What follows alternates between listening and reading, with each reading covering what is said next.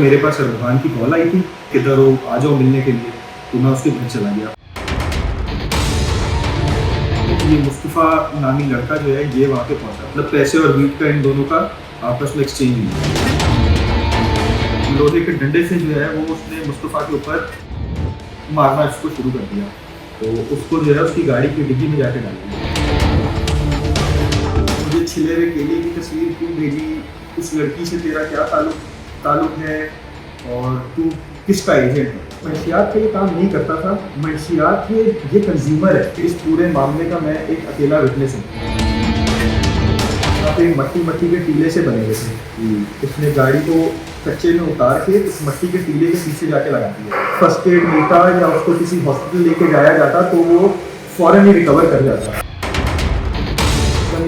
करके एकदम आग का जो शोला जिसमें भड़कने की हुई है, वो आवाज़ आई है, मैं मुड़ा हूँ तो ये दौड़ते दौड़ते पीछे एकदम आ गया। उसके पास पैसे वैसे बड़ी गाड़ियाँ, इस तरह की चीज़ें देख के मैं इससे इम्प्रेस हो गया। ये शहनशाही ज़िंदगी को देख के इम्प्रेस नहीं होना चाहिए किसी से भी। इससे मैंने जब भी इसकी पर्सनल लाइफ के बारे में या इसके कारोबार के बारे में कोई भी बात की है तो ये मतलब एकदम इसी तरीके से जो है वो शटअप कॉल देता था कि भाई दोबारा इस बारे में उससे बात ही करना।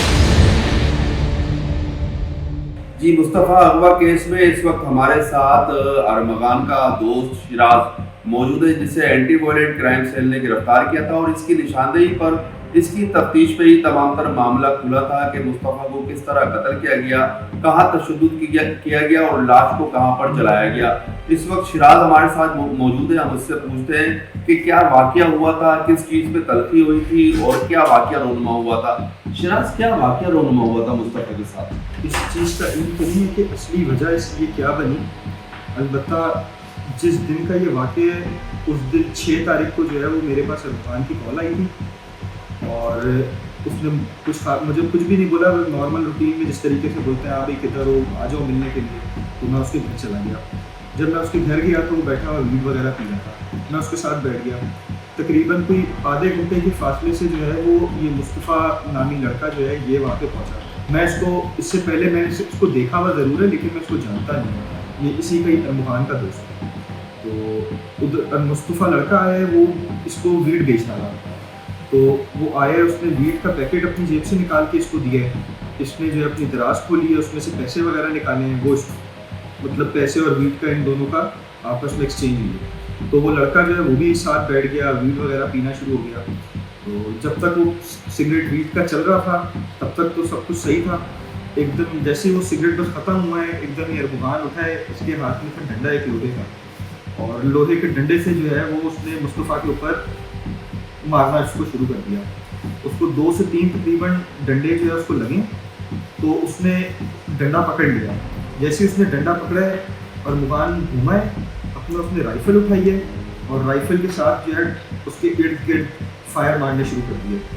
और अब वो बंद कमरे के अंदर जैसे ही वो 3-4 फायर हुए तो एकदम सब कुछ एकदम मतलब भक्का भक्का सा हो गया, अजीब सा माहौल हो गया।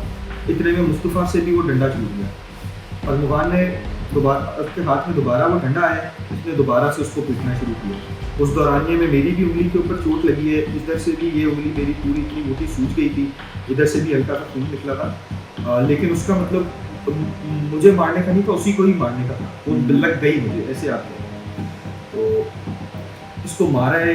इसको मारते मारते लाउंज तक लेके चला गया है। वहाँ पे भी है, वहाँ पे भी उसको जो है वो मारा है वक्फे वक्फे से, यानी कि मुस्तफ़ा के यहाँ से भी उसको चोटें लगी हुई, खून निकल रहा पाँव के, दोनों पाँव से, दोनों हाथों से।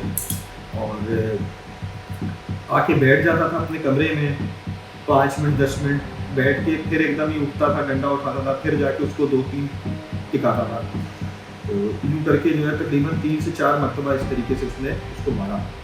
और उसके बाद जो है एक वाइट कलर की चादर सी निकाली है, उसके हाथ वाथ टाई किए और उसको जो है उसी की गाड़ी की मार्क एक्स, उसके पास गाड़ी थी without number plates, without number.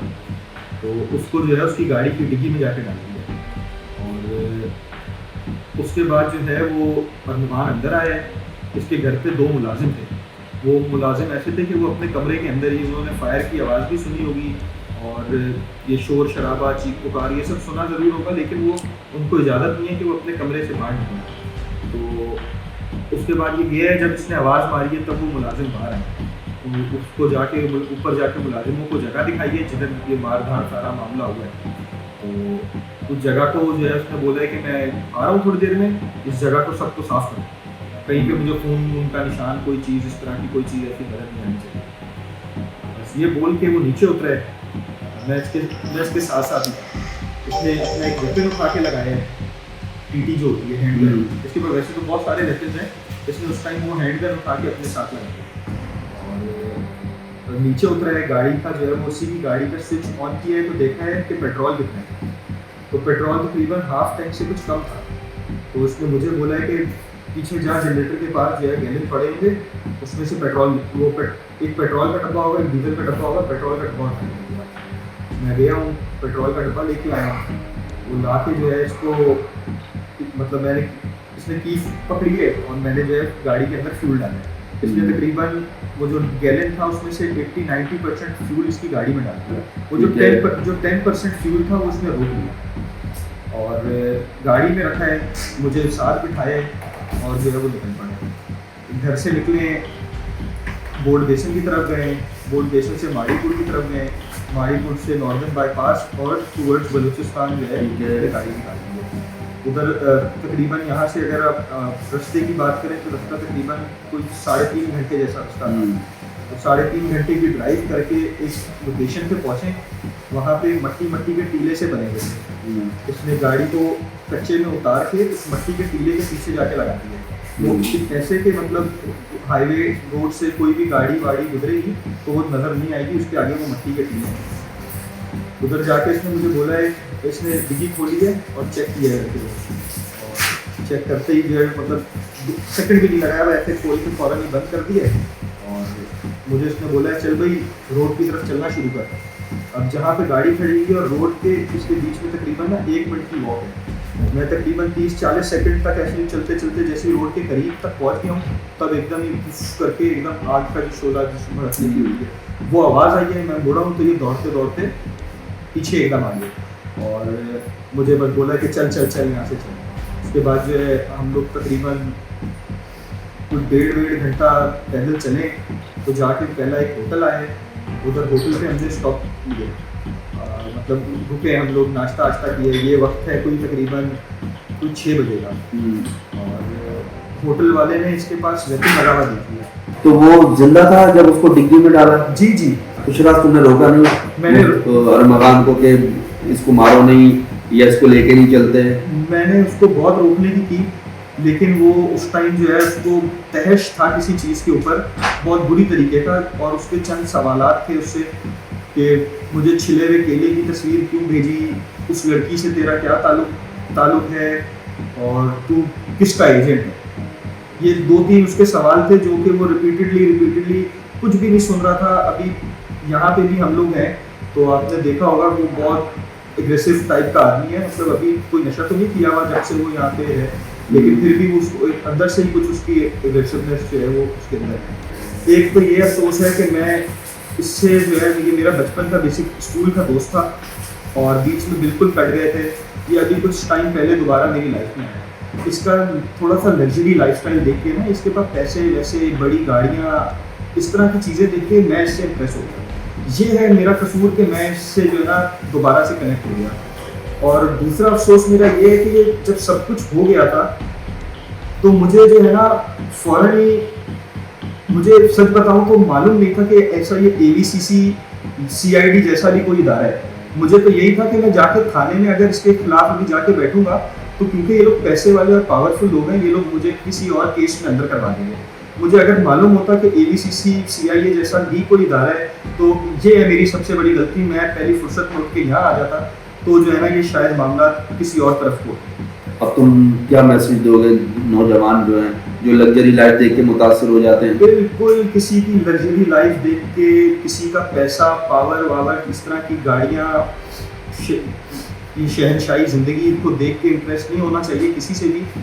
वो कहीं ना कहीं आपको लेके ही डूबेंगी, कहीं ना कहीं वो आपको नुकसान ही देंगी, वो आपको कोई फ़ायदा नहीं देंगी। वो फ़ायदा आपको बस यही मिल जाएगा कि आपको थोड़ा सा फ्री के नशा मिल जाएगा, थोड़ी सी अय्याशी आपको मिल जाएगी, लेकिन इसका कोई भी फायदा नहीं है, ये आपको लेट के डूबेगी, ये बात तय है। अरमान के पास इतनी जल्दी पैसा कहाँ से आया, तुमने पूछा नहीं? नहीं, कॉल सेंटर से मैं आया, इससे जो है- मंशियात का काम करता था उससे आया। इससे जो है नहीं, मंशियात का ये काम नहीं करता था। मंशियात ये कंज्यूमर है, ये सेलर नहीं है, ये कंज्यूमर है। इसको लड़के इस तरह के मुस्तफ़ा जैसे 2-3 और लड़के बच्चे हैं जिनके वालिदैन के कुछ अच्छे ताल्लुकात और यूँ करके हैं, मतलब बड़े घरों के ही बच्चे हैं, तो वो इसको सेल करते थे। ये बेसिकली कंज्यूमर है, ये सेलर नहीं है। ये लेता है, खरीदता है, पैसा दे के। कितनी की मंशियात इस्तेमाल करता हुआ? ये इसके लाखों रुपए की, मैं ऐसे आपको काउंटिंग नहीं दे सकता, लेकिन लाखों रुपए की। यानी कि इसकी किसी अगर इवेंट में मैं गया हूँ तो जो शराब वराब की जो बोतलें हैं, तो वो भी कोई 30-30, 40-40, 50-50 हज़ार रुपए की बोतलें होती थी। और वो एक नहीं, वो कई बोतलें हुआ करती थी। उस तरीके से वीड भी कई किस्म की हुआ करती थी, बल्कि बहुत ज़्यादा ये नशे और अय्याशी के ऊपर पैसा जो है। पैसा कहाँ से आया इसके पास? पैसे इससे मैंने जब भी इसकी पर्सनल लाइफ के बारे में या इसके कारोबार के बारे में कोई भी बात की है, तो ये मतलब एकदम इसी तरीके से जो है वो शटअप कॉल देता था कि भाई दोबारा इस बारे में मुझसे बात नहीं करना, दोबारा बात करेगा तो मैं इसमें नहीं मिलूंगा, यूँ करके एकदम ये शॉर्ट में जो है वो चुप करा दिया दोबारा। जी बिल्कुल, आपने मुस्तफ़ा अगवा केस में अरमगान का जो दोस्त है शिराज, उसकी बातचीत सुनी, जिसने तफसीली तौर पर बताया है कि किस तरह मुस्तफ़ा को तशद्दुद का निशाना बनाया गया और फिर उसको कत्ल कर दिया गया।